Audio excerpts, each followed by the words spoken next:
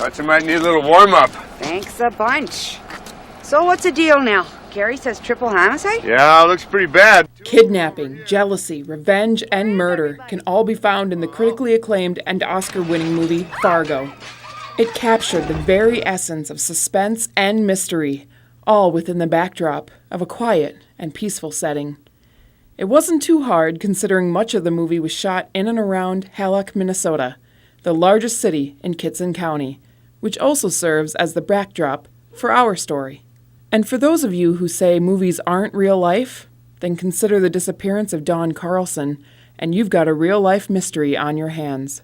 She was on her way to an appointment 2 years ago this month, but she never made it. Dawn and her black 2001 Mercury Sable haven't been seen since.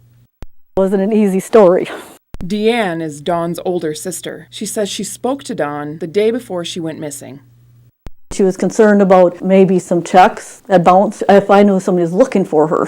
Well, just another crisis. She says her sister had been struggling with her health for years and even allowed us to take a look at Dawn's personal health journal. Dawn writes about working as a golf pro and passing her playing agility test on the first try. And on top of working at golf courses and teaching lessons, she was an avid hunter and talented artist who sold her wildlife paintings to help make ends meet. She was a hard worker. But unfortunately, golf was short-lived. She was at a golf course when she got bit. So her health problems started going downhill. Dawn writes in her journal she believes she might have been infected with Lyme disease.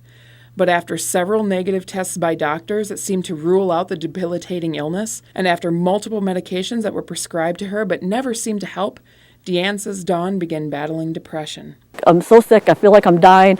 Nobody's helping me.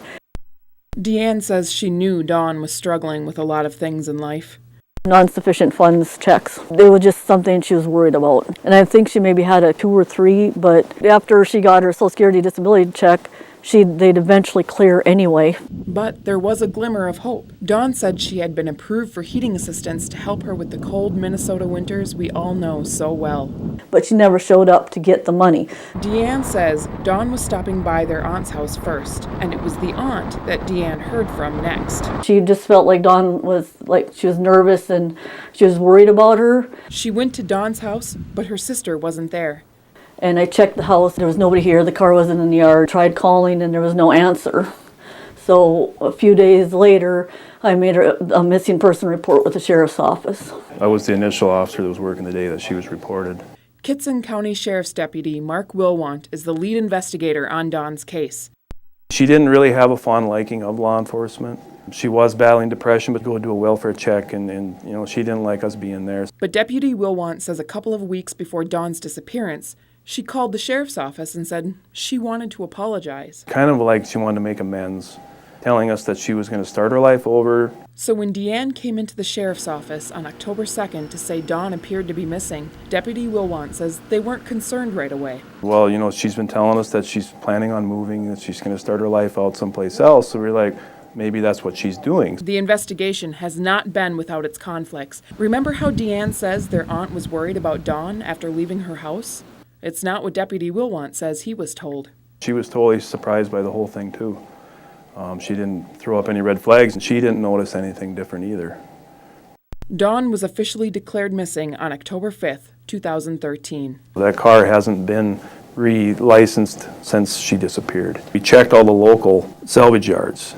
To be abducted or whatever, the car should turn up somewhere. She ran into somebody or she got lost. I just don't believe that she never left that morning intending not to come back at all. Stepping into Dawn's house is like taking a step back in time. Everything still completely as she left it from October 2nd, 2013. Except for one thing. It's the reason why many people believe Dawn just didn't get into her car and drive away. And with her dogs being in the house, those were her babies. I don't think she would have left her dogs like that. The search for Dawn started, and a lot of agencies pitched in to help. The fire departments went out and did grid searches of the area from where she lived to Karlstad, and State Patrol came up with aircraft. The dive teams have been up checking some of the gravel pits. Her cell phone had no activity. Her Social Security, we got in and checked all that. Nothing had been changed. And like her home, frozen in time, her family waits. We're just kind of in limbo because we don't really know what to do. Deputy Wilwant says it's especially hard for him when Dawn's mother calls. She's probably the one that's taken it the worst, you know. That folder right there, it stays on my desk. It doesn't go anywhere. You've done everything that you think you can do for checking into everything and not coming up with a result. That's tough. It's frustrating. It's peaceful here in Kittson County, and it's easy to see why Dawn tried to capture some of it in her paintings. Dawn Joy Carlson wasn't someone regarded of high social standing, but she was a caregiver, a friend, a sister, a daughter. Because for all the things Dawn Carlson is, was, or could have been, one thing is clear as the skies that stretch far over Kittson County. Dawn Carlson is missing, and her disappearance remains a mystery.